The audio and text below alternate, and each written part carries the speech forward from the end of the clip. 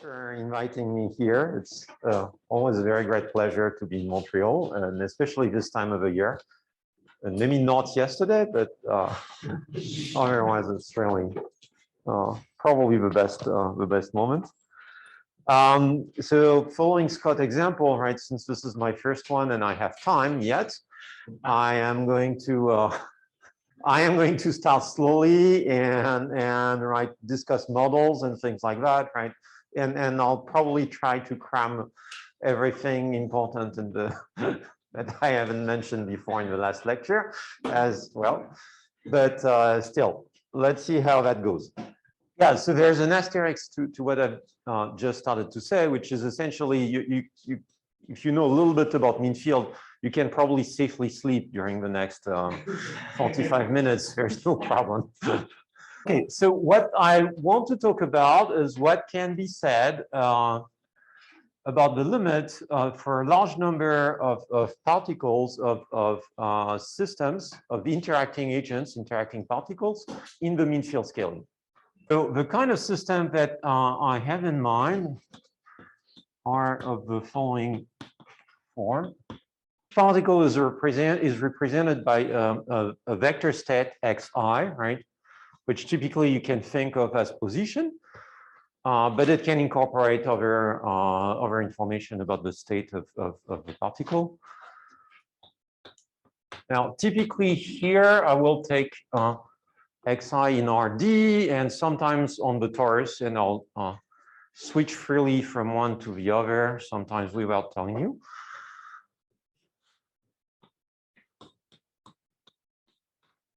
You could do bounded domain as well, but then I would have to discuss boundary conditions, and I don't want to.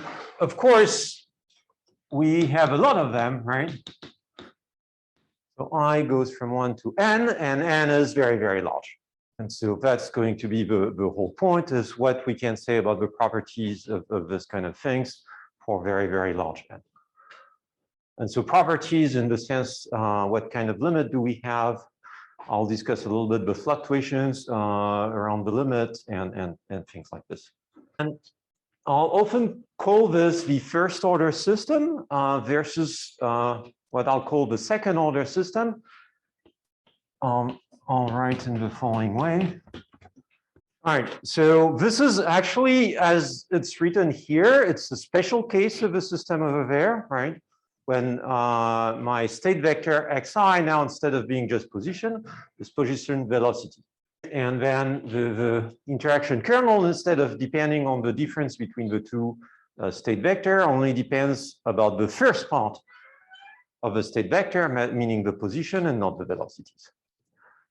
But I'll keep this, and I'll keep mentioning first and second order.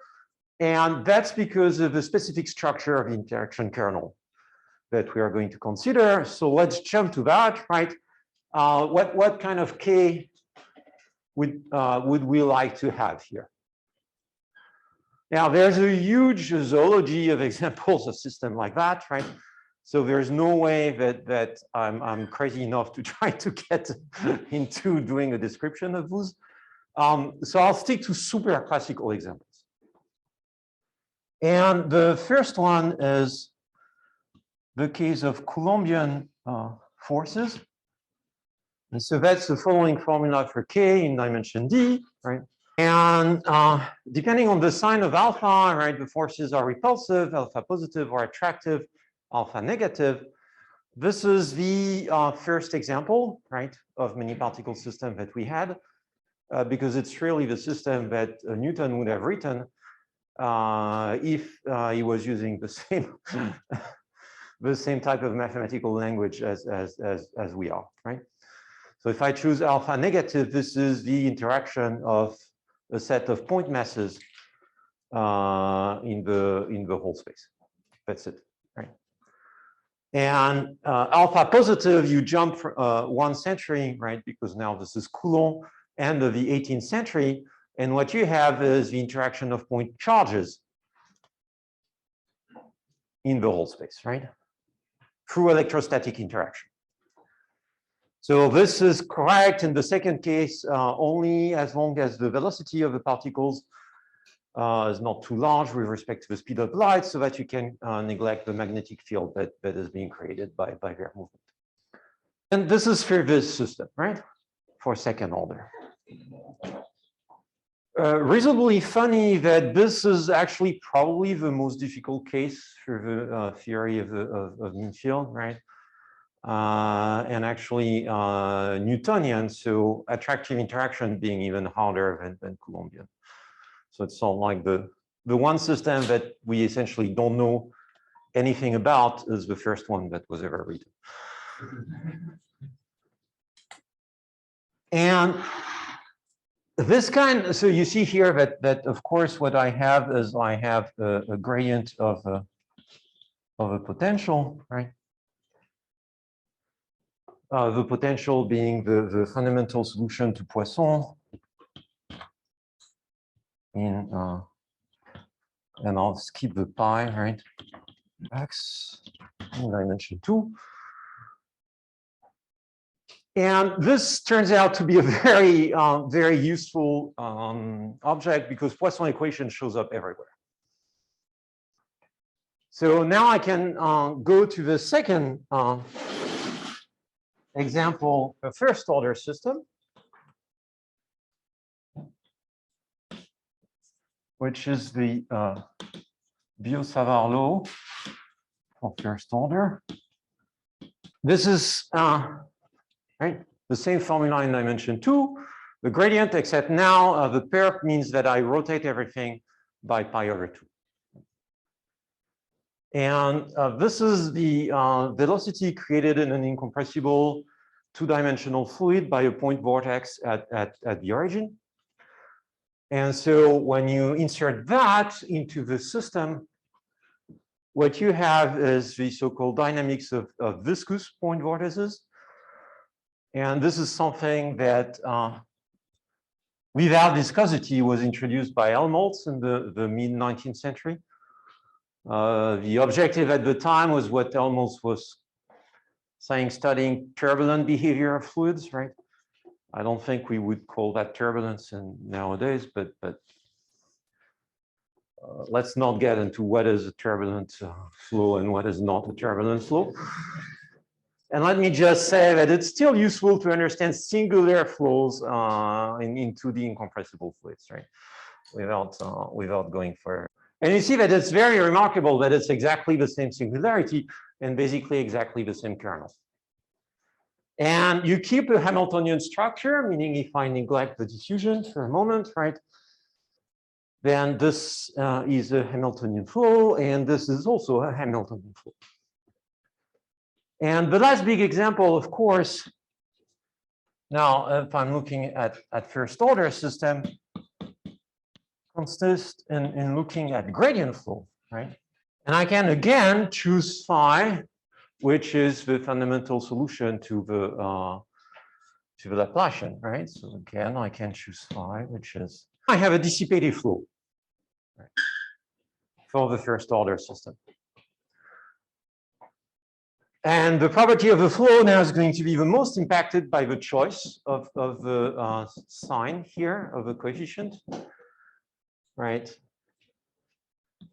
With alpha strictly positive being repulsive, alpha strictly negative being attractive, and in general ill-posed, as I probably not have any time to really explain, but this is in general a bad situation.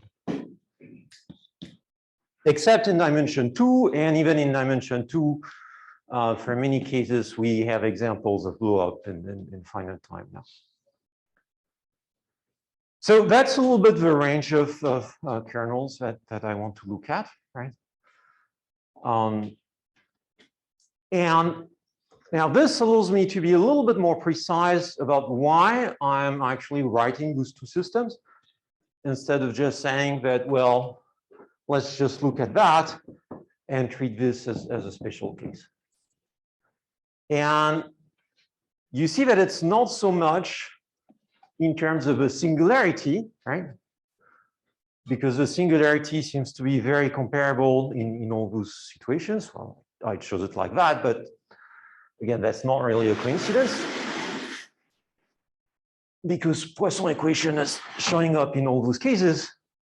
It's more the topology of a singularity that will have a big impact on what we know how to do. Very roughly speaking, for first order, right, if I'm looking at 2D Hamiltonian, right, so let's look at the dynamic of point vortices, and I'm looking at where the singularity is for the kernel. So I have x1, x2 as variable, right? And the singularity is a point. Though it seems it's the same thing for second order, it's not so, because again, my actual state of a vector is not x, it's xv. If I'm looking at second order, the singularity is a plane. Right? It's the plane v equal to 0. This is really something that I want to emphasize. That's why I'm going to keep first and second order. Again, instead of putting everything under the same thing. This will show up in some of the methods that I will present, but without looking at it at any technical level at this point, right? What I can say and what you can understand immediately is how likely it is to hit the singularity in this case versus that, right? So now if we have trajectories and we assume that the trajectories are nice, smooth objects, we will basically never know how to prove this, right? Unless we're in a very simple situation, but let's assume, right? It's very unlikely that the trajectory will hit the origin at any time. Yeah, so let's put it under another. How can I write this under the framework there? Let's define x tilde, which is xv. Right? Then this has to be k of x tilde I minus x tilde j. No, I mean, so I can define the x tilde I, which is xi vi, right? The big vector. And so what that means is that the k here, k of x tilde, has the following form. It's 0. Let's call it k tilde and k of x. And so now I'm looking at where this is blowing up, right, with this choice of k versus where that one is blowing up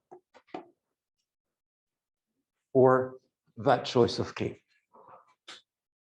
And so if x is, x tilde 1 and v is, I'm looking at where the singularity is localized in the corresponding plane. And of course, here you should think that there are extra dimensions, right? All of those, but let's project because I don't know how to draw in 4D. But and even in 3D, I'm horrible. So you see that here, the singularity is achieved at x equals 0, but x is x tilde 1. So the singularity is at x tilde 1 equals 0. So that's the line. But it's in 4 dimensions, so it's a 2-dimensional plane in 4 dimensions. So the likelihood that the 2 first coordinates are going to be 0 is 1. To me, it's a bit the same as the no. 2 coordinates. No. I mean, at least intuitively, I just think I have to find a point in 2 dimensions. Well, I could write this equation in 1D if I want to, right? Just dimension problem. Then it's not the same, then it's not the right singularity. Okay, but let's forget about the question of how this scales with a dimension, right? This system makes perfect sense if x is in 1D and v is in 1D. Then I don't have extra dimensions here, right? And then I'm looking at one trajectory and I'm asking what's the likelihood that this trajectory will cross the line. Likelihood, unfortunately, is very high. If you add more dimension, right, the likelihood decreases because it scales with the dimension. I don't want to go too much there, but you can still see that it's much more likely that you'll hit something like that than you'll hit something like this, right? Because if I was trying to write this in dimension 4, for example, which, okay, I wouldn't be able to use x pair, but there are other Hamiltonian flows that I could be using, right? And in dimension 4, typically for first order model, I would still have a point here. Still have a plane. More likely that you're going to hit a plane than what you're going to hit a point, no? I agree, but it's related to the fact that you compare a two-dimensional thing with a two-dimensional thing, and you could decide if you could compare the two-dimensional thing with a four-dimensional thing. Yes, but I wanted to, then the singularity would be higher. That if I choose to scale k with a singularity, right? That's also where everything starts being imbricated one with each other, which is what should be the proper comparison here. That's what you're asking. Okay. And what I'm saying is I have two difficulties. The topology depends on the dimension, and the singularity depends on the dimension. So you can make the comparison by which you try to keep the topology similar, but then of course the singularities here don't fit. Or you can try to keep the singularity here, but then you're comparing a two-dimensional system with a four-dimensional system. Does that make any sense? I mean, this is going much further than the simple remark that I wanted to make, but another way that I can say that, maybe that will help. Where's the on the table? Here's a slightly more polluted analysis, but maybe that will be more precise. And I still have time, right? Because I can still cram everything in the last lecture. So let's assume, right? So I'm going to look at that field, right? And I'm going to do the following thing. Let's see what it takes for two particles to collide or to come close to colliding, right? First order. I'm going to assume that I know how to do good estimates about fields like that, as long as my particles are well distributed. Okay, so I'm going to assume that this object, as long as the xj are well distributed in the sense that I absolutely don't want to make. What is the velocity, right? What is the time derivative of the difference between those two particles here? If this is if this is a nice function, right? And I apply it at 2 points that are close, then the value is close. So let's call that f, right? F of x. The velocity here is given directly by f, because that's the first order system. This is f of xj. This is f of xi. And if they are close, then f of xj is supposed to be close to f of xi. If this is correct, then it should be very, very hard to produce a collision here, because you would need to wait an extremely long time. Because the closer they would get, the more similar the force term will be, and therefore, the less likely they are to collide, right?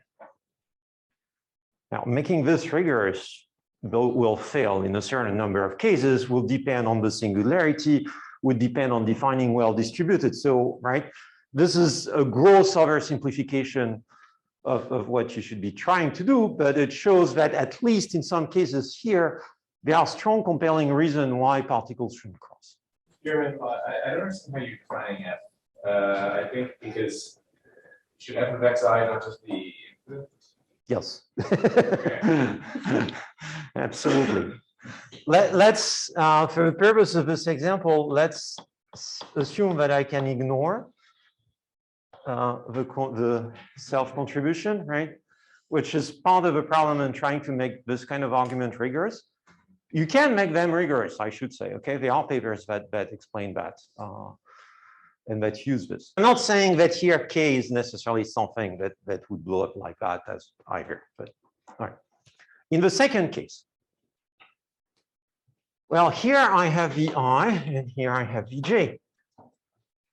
And those are given. It should obey a Brownian motion. Therefore, here, if I started with the wrong VI and the wrong VJ, a collision is actually extremely likely. And now do the following thought experiment, right? Pick up initially, randomly, the initial positions and the initial velocities. So you take n particles, you throw randomly points, right? Now, from times to times, two of them will be close. Right? But here again, you're not very worried by having two particles that are close because you think they will, okay, they will stay at the same distance. That means your initial distribution should be propagated. And if it was a nice random initial distribution, then it will remain a nice random initial distribution.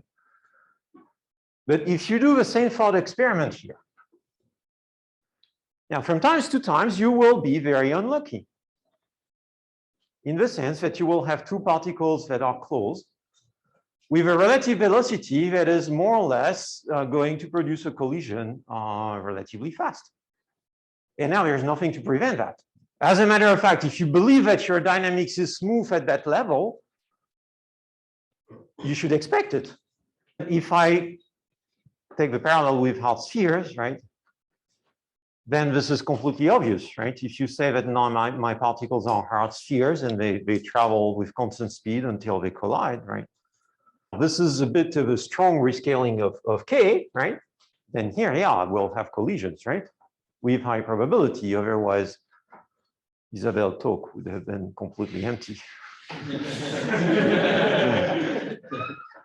So you see the difference, right?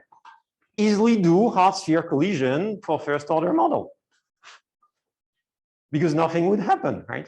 If I just scale in the first order model K the way Isabelle did, and I'll say a brief word about that after this, right? Then here I wouldn't get collision at all because you throw them initially. So okay, you might get unlucky and one initial pair might actually superimpose, right? So something will happen. If they don't collide, they stop moving, and they stop moving, right? They will never collide. That's a completely stupid, trivial example, but that's another good illustration of why this type of dynamics is fundamentally very different from that one. And again, this is not due to the singularity, but this is really due to this sort of different topology of the inter. With that, I can also make more precise, right, the comment that if I'm in 4D and I have a two-dimensional plane, right, then the trajectory should not cross the plane. Yes, correct. But many of them should come very close, and I have nothing to stop them. Whereas here, they might come close to the origin, but then they should not come closer. Hope that sort of makes sense. The way this will be manifested in many of our approaches is somewhat different in the sense that there's a symmetry breaking in the second order case, whereas it's not breaking in the first order case. And the symmetry breaking is that if I exchange the position in the first order case, then I change the sign of the force. And here, if I just exchange the position, then I change the dynamics as well. I cannot just flip everything, right? I will need to flip the velocity as well. I need to flip position and velocity to have the corresponding dynamics. If I just exchange the position of I and j without touching their velocities, it's a different dynamics. It's not the same solution.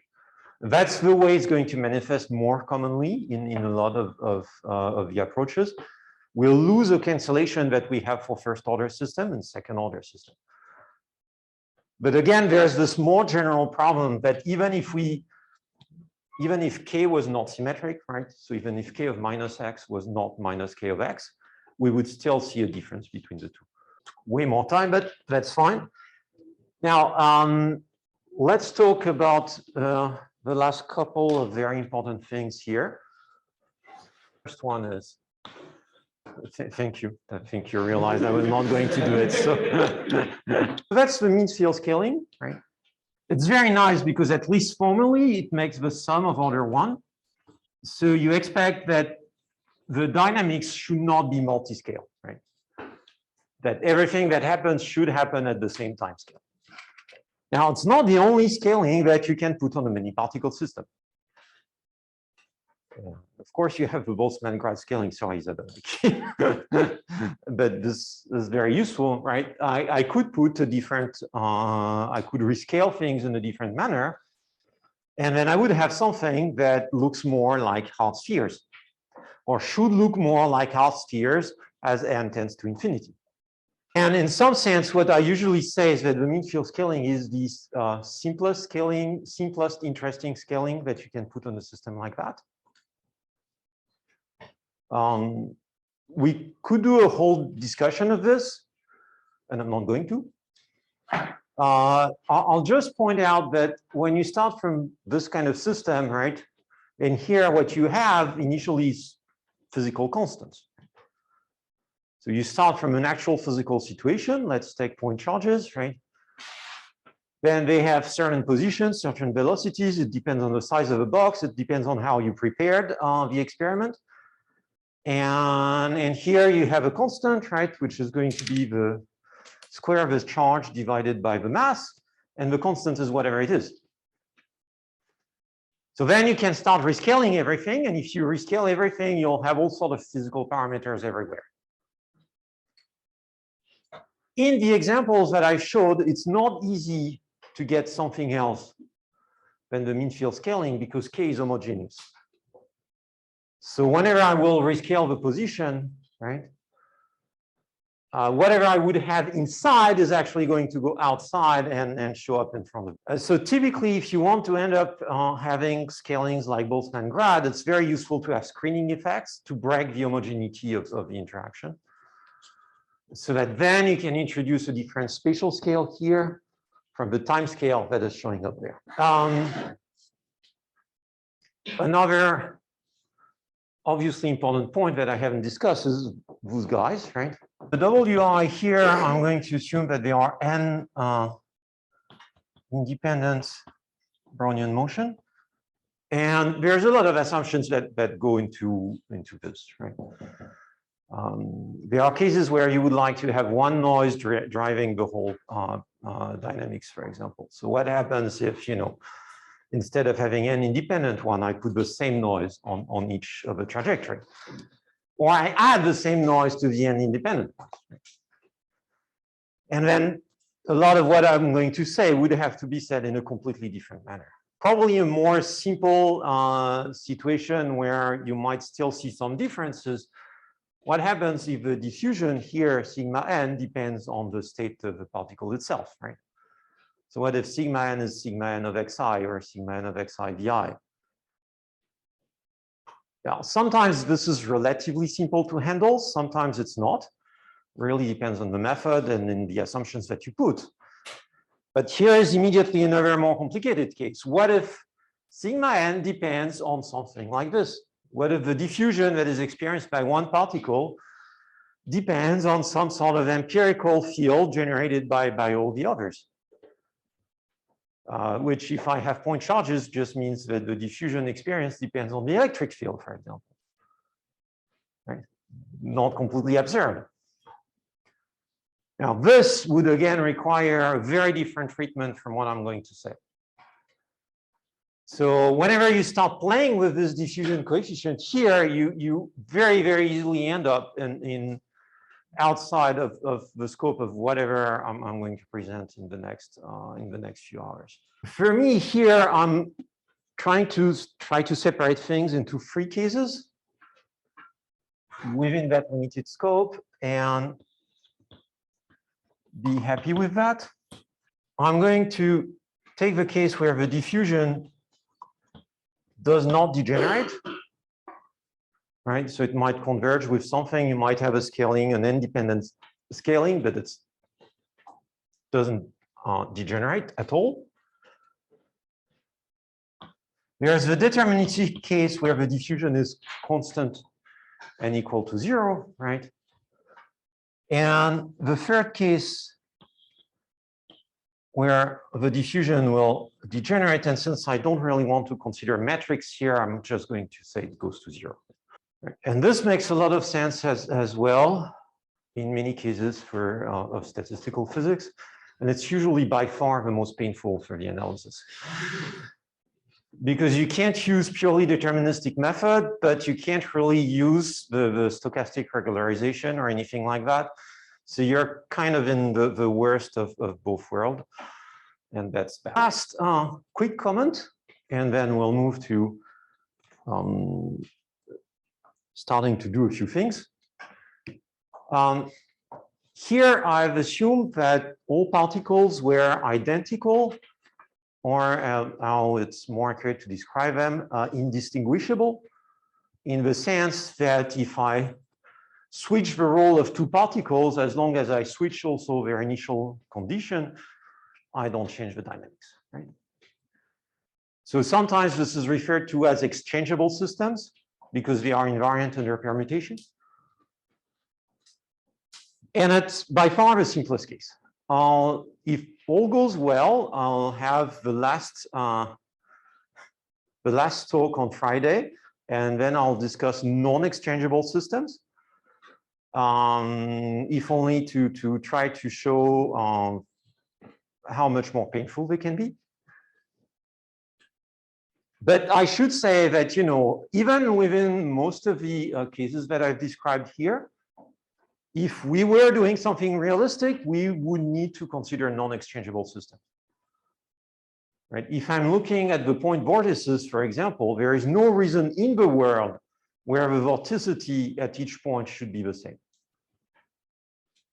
In fact, there is every good reason to say that the vorticity of each point vortex should be different. So I took far too much time for this introduction, but that's fine. Any question? That your particles are indistinguishable. Yes. And that simplifies things a lot, right? Yes. And what if you have like, let's say, two types of particles? Yeah. We'll go into that on Friday. Sometimes you can, it's a little bit like what I said here, right? For some approaches, this won't change anything. And for other approaches, it will break it down completely. Again, point vortices, for example, let's say we have two vortices. The first question that is super important is, do they have the same sign or not? And if they have the same sign, it's something we know how to handle. And if they don't have the same sign and we are in that case, then I have no idea how to prove a mutual limit. Techniques to be thinking about the second order, first order system, and how the scalings work in that case. Sometimes yes. So like N and M. But again, in some cases, yes, you can do it, or you can do the over damped limit, adding a friction with a large friction coefficient, for example, and then the method will not depend on the coefficient, right? At other times, this will break it down completely. So in general, the simplest method will work well, so trajectorial approaches. And if you go to more sophisticated statistical stuff, then it breaks down. So anything using the entropy would have a lot of trouble with that, for example. Thanks. So I think maybe I'm just being impatient here, but I'm curious, like, yes. This is just questions on the introduction, right? I'll Yeah, still try to use my last 5 minutes, okay? I mean, hopefully we'll be finished with the questions before your 5th lecture. So for K, the examples you gave all Yes. have a singularity at the origin, Yes. right? And of course, these are natural examples because they've Yes. existed in physics for a long time. But you can imagine situations where things, they don't have to have a singularity, Yes. right? So two bacteria interact, Yes. but they don't, you know, fly away from each other if they get too close or something. If they were Another very common example now is seen in things like swarming, and you have cone visions, right? So if I have a particle here and it's oriented in this direction, then there's a cone around it, and it will interact smoothly with anything within the cone, and it will not interact at all with anything outside of the cone. And if you define things like that, then K doesn't have a singularity at the origin. K is actually bounded, but it's also discontinuous on the boundary of a cone. So going forward, the sort of things that you're going to tell us, I mean, does the singularity matter, or is it going to be sort of, it's going to apply to everything? It's not going to apply to everything, right? I'll show you, we'll have results and there will be assumptions on K in the result, okay? The type of result, I'll show you one with non-vanishing diffusion that is relatively simple, where I can prove, for example, for first order system like that for any K in LP, we have a mean field limit. As long as the divergence of K, as long as the negative part of the divergence of K doesn't blow up. And this is actually very simple to prove. So then if you're in a case like that, this is no problem at all. But other results actually require the singularity to be at the origin and would not be capable of handling something like this. Even though this K is bounded, right? There's not going to be one universal answer that you can test, and right. I'm almost done with my time, so let me do something super simple to conclude here. So let's discuss about what we want to do. I'm not paying him for this.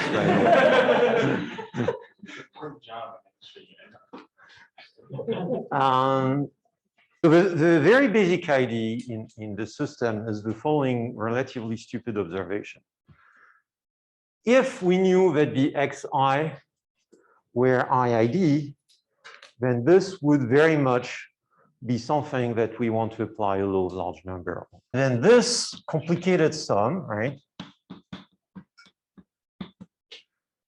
could be replaced by a conditional expectation.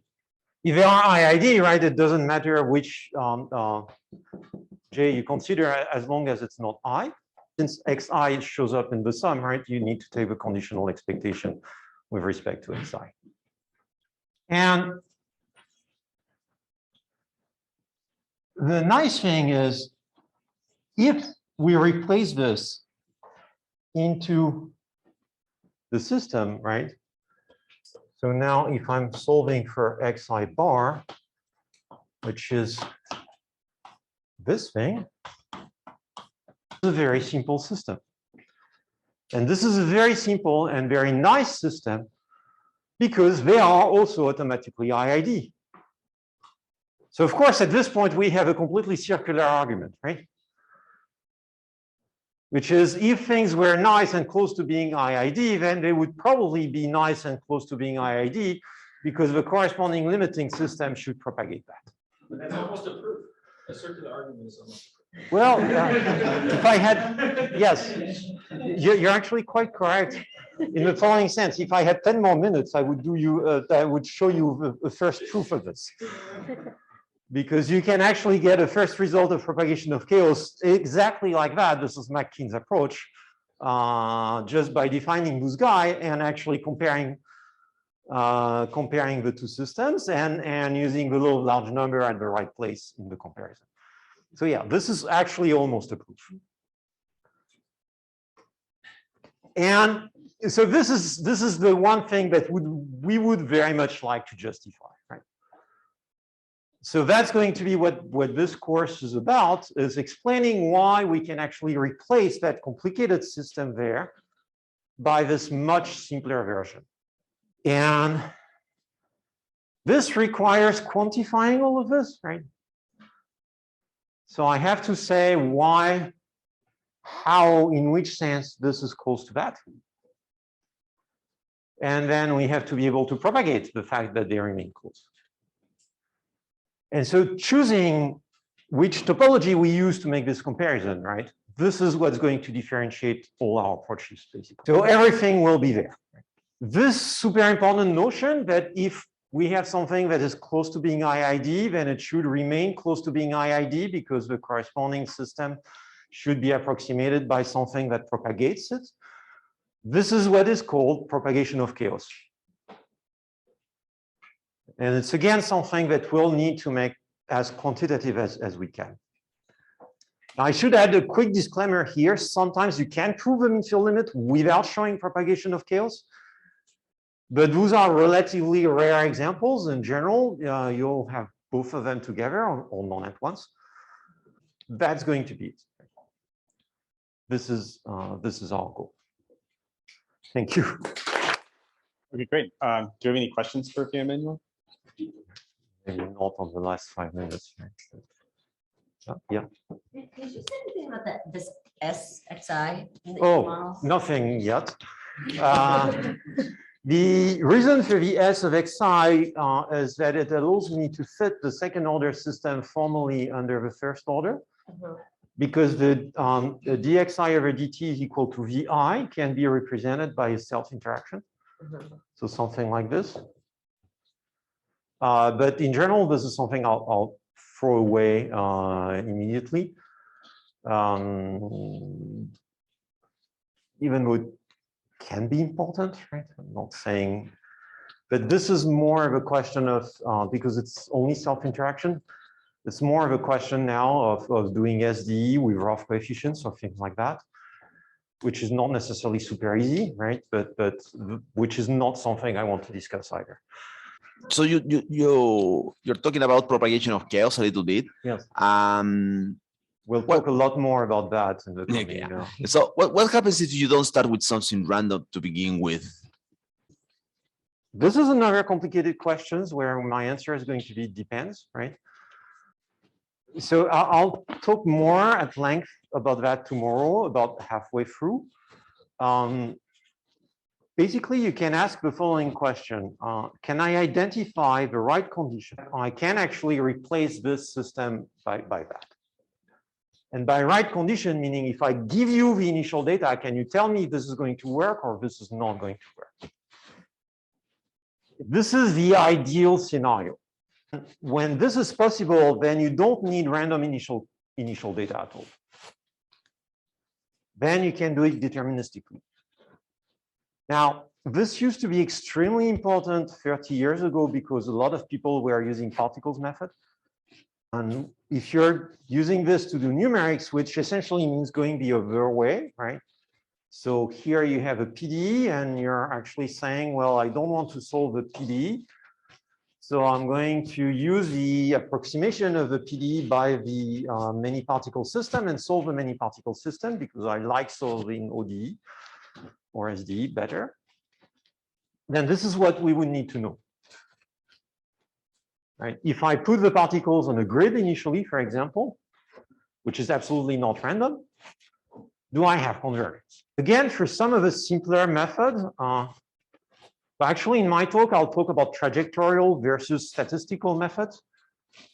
And to caricature things a little bit, trajectorial methods will usually be able to tell you this, and statistical method will never be. And that's a clear advantage if you can have a trajectorial method in choosing. Yeah, sorry, just to go back a little bit on the indistinguishability assumption. Yes. Is that absolutely vital to the work that's going to be going forward, or can you relax that to, like, let's say, having a large symmetry group? Same answer, it depends. Okay. And I'll try to explain where it shows up and where it does not. You break some symmetries with when you take particles that are not undistinguishable anymore. And the question is how important that symmetry was. And to give one quick example, I'm going to talk about entropy tomorrow. And if you have a system that is non-exchangeable, the question of what is the right entropy that you should use becomes very tricky. Let me just imagine, again, let's look at point vortices, right? And let's imagine that now I have some particles who have twice the vorticity of others. Within the system formally, that means that that should be more or less equivalent to replacing each of those particles by 2 of the other particles. Now I have 2 different notions of entropy, which is the entropy whether I weight the bigger particle by a factor 2, because they are twice as important, and the entropy where I say, no, I don't want to weight them by a factor 2, because they remain stuck together no matter what. So they are not really 2 different particles. And now you can ask which one you should use. That's not an easy answer, by the way. Can I ask a question? Sorry, I was just naively curious about why you would expect the fluctuations to be living on this scale. Well, that's okay. So the scale of the fluctuation is a tricky question because there are two scales that are both correct. And it depends at how you're looking at the fluctuation.